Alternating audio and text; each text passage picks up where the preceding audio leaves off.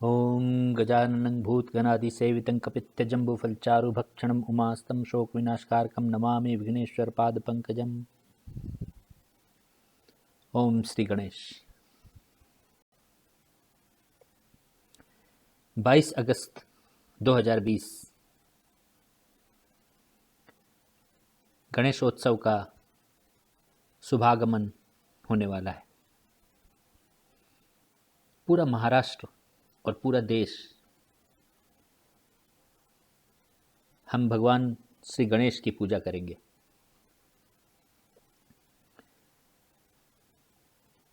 अनादिकाल से हम श्री गणेश के प्रति श्रद्धा रखते आए हैं, परंतु अभी का जो समय है इसमें जो नए जनरेशन्स आ रहे हैं इनके मन में कई सारे प्रश्न जो हैं वो उभरते हैं। कुछ तो उन्हें मित्रों से या वातावरण से उनके पास ये प्रश्न आते हैं जिनके उत्तर मात्र श्रद्धा से उन्हें प्राप्त नहीं होता।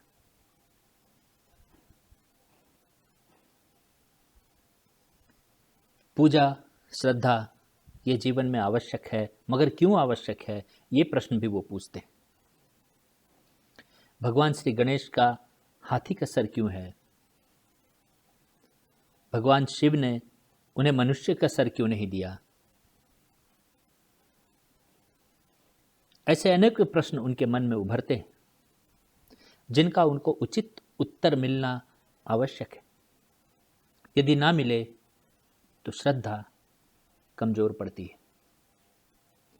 परंपरा को आगे ले जाने की प्रक्रिया में जो इसे ग्रहण करके ले जाते हैं वो ले जाते हैं, परंतु कई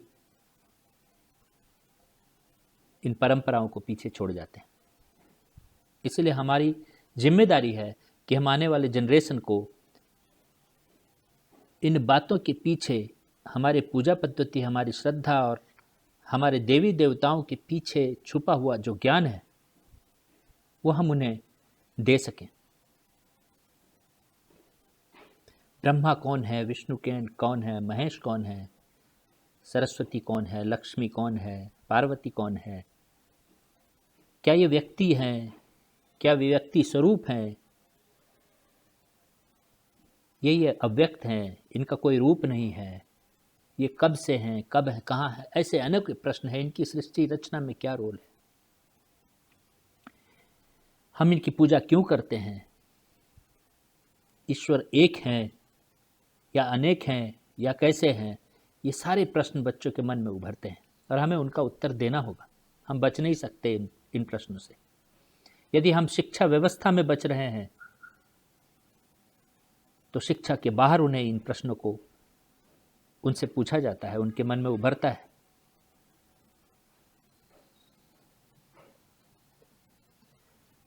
हम लोग जिन बातों को जीवन में प्रयोग में लाते हैं वही ईश्वर का प्रयोग है, और हम अपने प्रयोग में जिन सफलताओं को प्राप्त करते हैं वही ईश्वरीय सफलता है। मगर इस बात को रियलाइज करने के लिए हमें एक मैक्रो लेवल और एक माइक्रो लेवल अंडरस्टैंडिंग वो डेवलप करनी होती है। मैक्रो लेवल पे हम उसे मैनेजमेंट एंड प्लानिंग साइंसेस के रूप में MBA कॉलेजेस में पढ़ते हैं और वो स्किल एक्वायर करने की कोशिश करते हैं। माइक्रो लेवल पे हम जनरली बचपन से जिस शिक्षा व्यवस्था से गुजरते हैं, जिस ट्रेनिंग कोचिंग से गुजरते हैं, वहाँ पर मल्टीपल स्किल्स डेवलप करने का प्रयास करते हैं।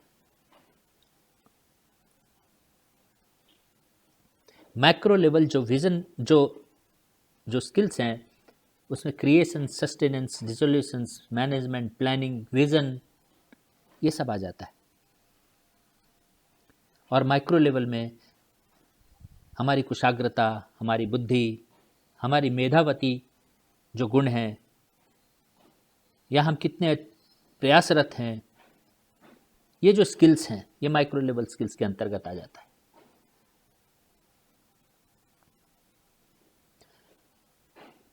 इसमें कोई संदेह नहीं है कि प्राचीन काल में हमारा देश स्वर्णिम देश था। पुराने मंदिरों के जो अवशेष हैं, उन अवशेष को देख के ही समझ में आता है कि विज्ञान की किन ऊंचाइयों को हम छू रखे थे। कोचिन ट्रांसलेशन से यह समझ में आता है कि संस्कृत आधारित जो शिक्षा व्यवस्था थी हमारी, वहाँ से ज्ञान और विज्ञान पाश्चात्य जगत को 13वीं 14वीं 15वीं शताब्दी में भारत से भेजा गया या भारत से ले जाया गया, और तभी से विश्व विज्ञान को समझ पाया। और आज जो हम जिस टेक्नोलॉजी को एक्सपीरियंस कर रहे हैं, उसकी फाउंडेशन में भारत की वो संस्कृत रचनाओं की ट्रांसलेशन ही है। तो ये स्वर्णिम देश ईश्वर को ना समझ पाया हो, ये तो संभव नहीं है। और सिर्फ श्रद्धा और पूजा में हमें लगा करके रखा हो, ये संभव नहीं है। तो ईश्वर, देवी देवताओं के पीछे जो छुपा जो ज्ञान है, जिसको हम आज के तारीख में कई सारे डिफरेंट स्टडीज़ के रूप में करने का प्रयास करते हैं, वो हमारे जीवन में सांस्कृतिक तरीके से श्रद्धा से कैसे प्रवेश कर दिया जाता था, इसी की जो अंडरस्टैंडिंग है उसको हमने इस किताब में लाने का प्रयास किया है, जिसको हम स्पिरिचुअल सिंबल्स बोल रहे हैं। इसमें हम मुख्यतः पे तीन जो त्रिदेव हैं उनकी चर्चा करेंगे, जो एक क्रिएशन से है, सस्टेनेंस से है और डिसोल्यूशन के जो आइडियाज़ हैं, जिस पे हमारा जीवन चक्र चलता है, जिस पे हमारी सामाजिक व्यवस्था चलती है, पारिवारिक व्यवस्था चलती है, जिस पे बड़ी बड़ी कंपनियों की व्यवस्था चलती है, ऑर्गेनाइजेशंस फॉर्म होते हैं, क्रिएट होते हैं। ये जो फिलॉसफीज़ हैं मैनेजमेंट एंड प्लानिंग के, ये हमारे स्पिरिचुअल सिंबल से कैसे डिराइव होता है, इसके ऊपर ये पुस्तक है। और इसकी शुरुआत एक माइक्रो लेवल जो स्किल्स जो डेवलप करनी होती है इसको समझने के लिए, वो हमारे भगवान श्री गणेश हैं। और उनकी सिंबॉलिक अंडरस्टैंडिंग, सिंबॉलिक जो रियलाइजेशन है मीनिंग्स के, उसी के ऊपर ये पुस्तक है सक्सेस मंत्र, जो मैं आपके सामने पेश कर रहा हूँ।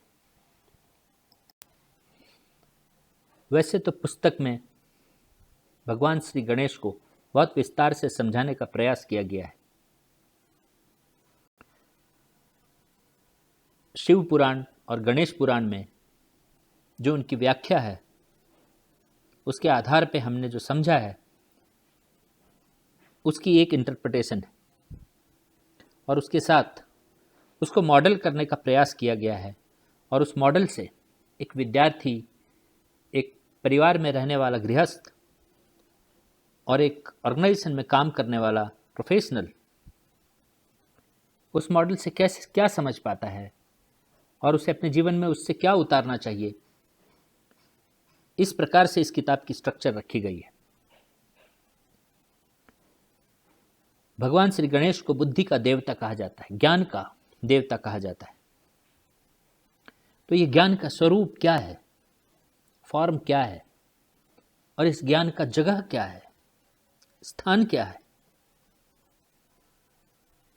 आप सब जानते हैं कि भगवान गणेश को जो स्थान दिया गया है, वो सारे देवताओं के पहले दिया गया है। यानी भगवान गणेश के पूजा आराधना के बिना पूजा सफल नहीं हो सकती। इसी को अंग्रेजी में कहते हैं well begun is half done.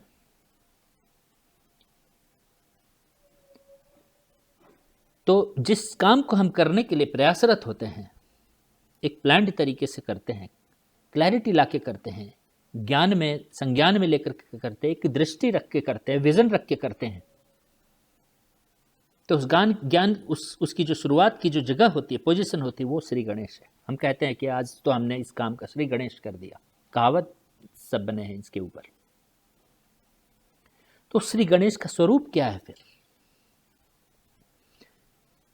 ये भगवान श्री गणेश के स्वरूप को देख करके समझ में आता है। एक हाथी का सर, अब ध्यान दीजिए, हाथी कितना विशालकाय जीव है, शक्तिशाली है, परंतु हाथी एक ऐसा जीव है जो अपने सर को ऊपर उठाकर नहीं चलता। अनलाइक ऑल अदर क्रिएचर्स, उसका सर हमेशा उसके शरीर के पैरेलल रहता है, नीचे की तरफ रहता है। यानी सिंबॉलिकली उसके अंदर ईगो नहीं होता, वो संतुष्ट होता है, शांत भाव का होता है, जड़ से जुड़ा हुआ होता है, सिंबॉलिकली एटलीस्ट। हम ये सब जानते हैं कि हाथी की जो स्मृति है वो सारे जंतुओं में सबसे ज़्यादा है। हाथी एक बार किसी चीज़ को देख ले, किसी व्यक्ति को देख ले, किसी जीव को देख ले, तो उसे पूरे जीवन में कभी नहीं भूलता। विशाल मेमोरी है उसके पास। स्मृति नाशात बुद्धि नाशा, स्मृति ही बुद्धि का आधार है। स्मृति का नाश हो जाए तो बुद्धि का नाश हो जाता है। तो ज्ञान के देवता का जो फाउंडेशन वो स्मृति है, मेमोरी है। ये गणेश का स्वरूप है। और ज्ञान इंद्रिय निग्रह से प्राप्त होता है। श्रद्धावान लभते ज्ञानम तत्पर संयते इंद्रिय। इंद्रियों के ऊपर संयम रहने से ज्ञान की प्राप्ति होती है। तो इंद्रियां, हमारे 5 ज्ञान इंद्रियां जो है, आंख डीप लुकिंग हो, प्रोफाउंडनेस हो, जो देख रहा है उसके आगे देखने का प्रयास हो, सुनने की शक्ति, रीडिंग बिटवीन द लाइन्स हो, और जीवन में कठिनाइयां आ रहा हो, दुख आ रहा हो या कोई मुसीबत आ रहा हो तो उसे पहले ही सेंस कर जाने की कैपेबिलिटी हो। लंबा सूंढ़ है, पहले से ही सूंघ जाना है, दूर से ही। और हाथी शाकाहारी है। इतना विशाल जीव होते हुए भी सिर्फ और सिर्फ पत्तों पे जीता है, अपने टेस्ट पे भी कंट्रोल है। तो गणेश भगवान के इस सर में, जो हाथी का जो सर है, इसमें ज्ञान के सारे गुण जो हैं वो प्रदर्शित होते हैं। एक उस मीनिंग को समझ लेने से हमारे स्व का विकास कैसे हो ये हमारे समझ में आ जाता है। ये उनका फॉर्म है और उन्हें सर्वप्रथम रखा जाए, ये उनकी पोजीशन है। इस ज्ञान को, इस बुद्धि को हम एक्वायर कैसे करें, इसकी एक्विजिशन फिलॉसफी क्या हो, हम धारण कैसे कर पाएंगे अपने जीवन में, और इसे अप्लाई कहाँ करें, अप्लाई करने के बाद इसका अनुभूति हम कैसे लें, ये भी भगवान श्री गणेश के स्वरूप और उनके जो अस्तित्व हैं, उनकी जो कहानियां हैं, उसकी विश्लेषण से हमें समझ में आती है। भगवान शिव, जिनके 12 ज्योतिर्लिंग, ज्योति के लिंगम, लिंग का अर्थ होता है सिंबल, और ज्योत का अर्थ होता है रोशनी, प्रकाश, लाइट। और भगवान शिव की एक कहानी है जो इस भगवान श्री गणेश की पुस्तक में नहीं, हमारे ओवरऑल जो स्पिरिचुअल सिंबल की जो किताब है उसमें हमने उसकी व्याख्या की है। भगवान शिव एक अनंत प्रकाश के स्वरूप है। Knowledge is the product of light. प्रकाश से ही ज्ञान की उत्पत्ति है। तो इसलिए भगवान शिव जो प्रकाश स्वरूप हैं, वो ज्ञान स्वरूप भगवान गणेश के पिता है। और नॉलेज इज पावर।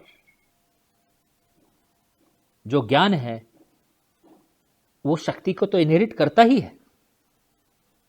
माता पार्वती शक्ति की स्वरूपा है। यानी प्रकाश और शक्ति दोनों का जब संगम होता है तो फिर ज्ञान का जो स्वरूप है वो प्रकट होता है। तो एक्विजिशन ऑफ जो नॉलेज है वो प्रकाश और शक्ति दोनों के ग्रहण करने से होता है। और इसकी जो एप्लीकेशन है वो भगवान श्री गणेश की दोनों पत्नियां हैं, बुद्धि और सिद्धि। यहां एक बात बहुत विशेष प्रकार से समझने की आवश्यकता है कि भगवान गणेश वर्क लाइफ बैलेंस को भी अपने स्वरूप में प्रकट करते हैं। उनका राइट साइड और उनके लेफ्ट साइड, वैसे तो हमारे जितने देवी देवताओं का स्वरूप वर्णन है और उनके जो आप चित्र देखते हैं तो आप उन पर ध्यान देंगे तो उनके राइट साइड की जो रचना होती है उनके लेफ्ट साइड की रचना से जरा भिन्न होती है। जनरली राइट साइड के हाथ में अस्त्र शस्त्र होते हैं, लेफ्ट साइड के हाथ में या तो शंख होता है या आशीर्वाद की मुद्रा होती है या उस तरह के लड्डू होते हैं, फल होते हैं, पद्म होता है, कमल होता है। क्योंकि हमारा जो राइट ब्रेन है, ऐसा कहते हैं लेफ्ट एंड राइट ब्रेन की जो व्याख्या है वो इमोशनल एस्पेक्ट को कैरी करता है या धारण करता है और उसकी कनेक्शन हमारे लेफ्ट साइड से है। इसीलिए हमारी संस्कृति में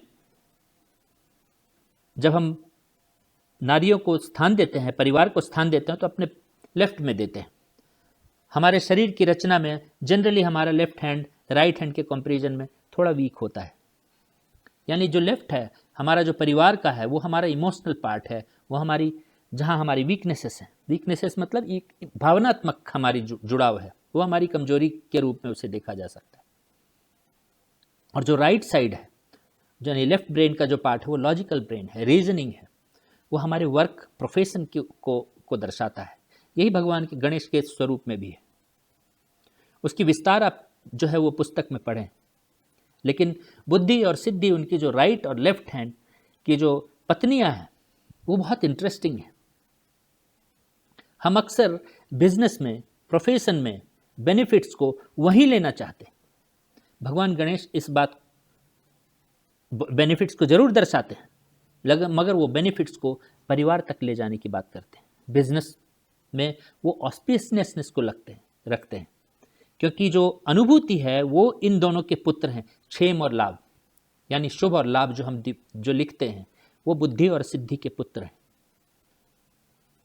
तो लाभ जो है वो परिवार की तरफ है और शुभ क्षेम जो है वो काम की तरफ है, बिजनेस की तरफ है। भगवान गणेश के स्वरूप में हम अपने बिजनेस में लाभ से ध्यान हटाकर यदि शुभ के ऊपर ध्यान ले आए, लाभ तो घर की तरफ जाएगा ही, परंतु इसका परिणाम ये होगा कि बिजनेस सोशल एस्पेक्ट को एड्रेस करने लगेगा, एंटी सोशल होना बंद कर देगा और लाभ जो है वो लोभ के रूप में बिजनेस में नहीं रहेगा और कोई भी तरीके का काम करके पैसे कमाने की जो प्रवृत्ति है उससे हम बच पाएंगे। ये भगवान गणेश का जो स्वरूप है ये बहुत इंटरेस्टिंग है। इसके डिटेल्स आप पुस्तक में पढ़ें। पुस्तक आपको 22 तारीख को गणेश चतुर्थी के दिन उसके उद्घाटन के बाद आपके लिए उपलब्ध होगा। इसके बाद वाले स्लाइड में जो व्हाट्सएप नंबर दिया गया है उस पर आप मैसेज दे सकते हैं और पुस्तक को प्राप्त कर सकते हैं। और पुस्तक, ये श्री गणेश जी की जो पुस्तक है वो हमारे स्पिरिचुअल सिंबल्स के सीरीज़ की पहली कड़ी है। ऐसे 3 पुस्तक और सीरीज़ में है जो कुछ महीनों के बाद हम लॉन्च करेंगे। आप सबको इस पुस्तक का लाभ मिले, आपके आने वाले जनरेशन में management and planning skills improve हो सके। इस पुस्तक के किसी एक एस्पेक्ट को भी आपने यदि ठीक से ग्रहण कर लिया या अपने बच्चों को ठीक से समझा दिया, उनके जीवन में प्रवेश करा दिया, तो उनकी निश्चित सक्सेस है। इसी बात को गीता में भगवान श्री कृष्ण ने इस प्रकार कहा कि नेहाभिक्रमण शौस्ति प्रत्यवायो न विद्यते स्वल्पम अपस्य धर्मस्य त्रायते महतो भयात। इस ज्ञान की एक छोटी सी कड़ी भी यदि व्यक्ति जीवन में धारण कर ले तो उसे भयंकर त्रास, जीवन में हार, इन सब से उनकी रक्षा होने लग जाती है। ऐसा ही भगवान श्री गणेश की इस पुस्तक में अनेकों उनके स्वरूप के वर्णन और उनसे निकलने वाले जो व्यक्ति निर्माण के जो ज्ञान है, परिवार निर्माण के जो ज्ञान है, उसका लाभ आप और आपके आने वाले जनरेशन उठा सकें, इसकी शुभकामनाएं देते हुए मैं आप सबको इस पुस्तक के लिए अभिनंदन देता हूँ। वक्रतुंड महाकाय सूर्यकोटि समप्रभ निर्विघ्नं कुरु मे देव सर्व कार्येषु सर्वदा। जय श्री गणेश।